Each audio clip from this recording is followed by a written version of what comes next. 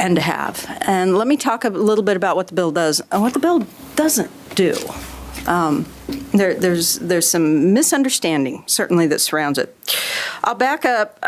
Derek LeBlanc came to me probably a month ago or so, and he says, I got this great idea, and he handed me this bill. And Derek's not a constituent of mine. He's a constituent of Senator Byers. And he showed me the bill, and I said, okay, that's nice. And he said, well, it's a really great bill. We got to do this. And in my rather blunt way, I said, if you want to talk about the bill, I'll talk about the bill, but you got to know there's some things I really don't like about the bill. Do you want to have the conversation?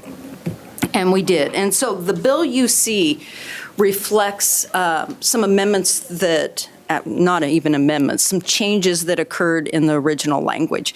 This was a mandate.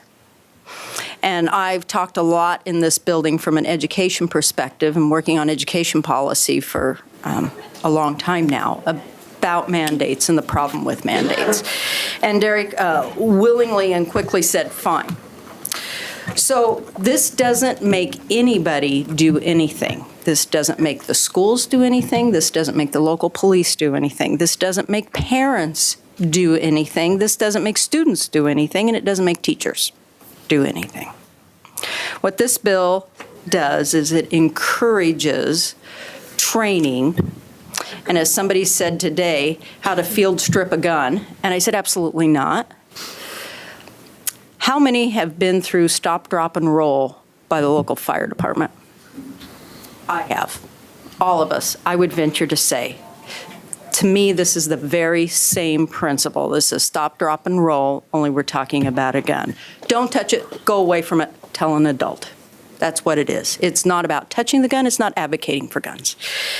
And so I want to be extraordinarily clear about what it does and it doesn't do. The other thing, and you'll hear the amendment, and I think the amendment is a great idea. It talks about, and Senator Knopp will talk about his amendment, law enforcement officer who is certified. And if we're going to move forward with the amendment, I think that's a great place to start the conversation. And I think we would want to see how many law enforcement agencies have the capacity to grab a hold of this piece and this additional certification.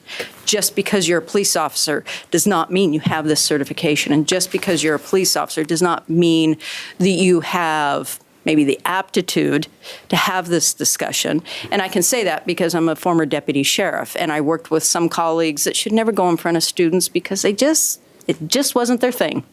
And then I worked with colleagues that it was great, and they should. So maybe some conversation around that. And, you know, it's suggested that the majority of accidents occur to students between 4 and 8. A lot of conversation about first graders. Oh my gosh, first graders. When do we have the firemen come into the school or the preschool and talk about how to be safe if there's a fire? That's all this is. So I'll certainly answer any questions, but I know Senator Knopp wants to talk about the amendment a little bit, and then Derek has a brief story and some information for you. That's great.